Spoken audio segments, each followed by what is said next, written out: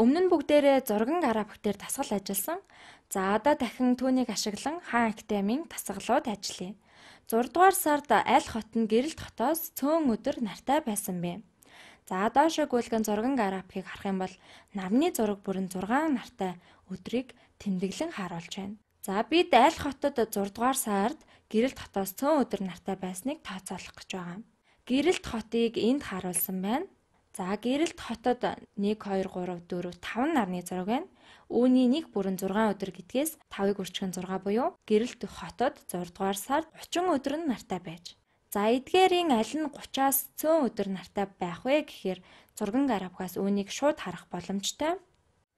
За нарны тосгон Гялалзах хот од тосгон тэдгээрт тийм ч олон нарны зураг байхгүй байгаа нь харагдаж байна.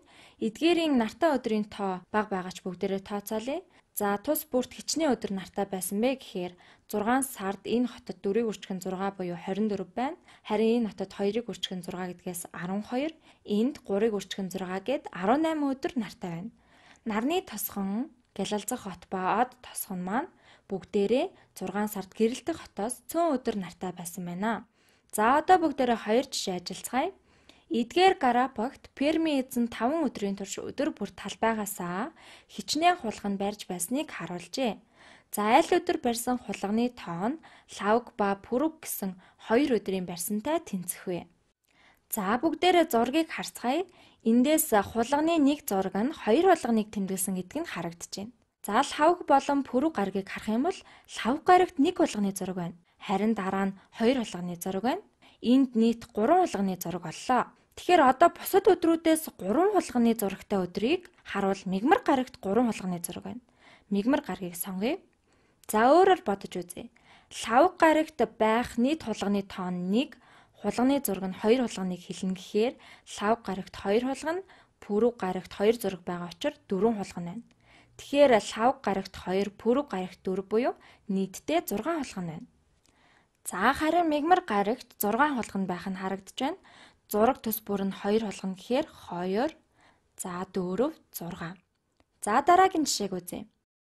8 дугаар сард Финляндад жаргалтай тосгоноос хоосон зайд байгаа миллиметрээр бага хурдтандас ордог.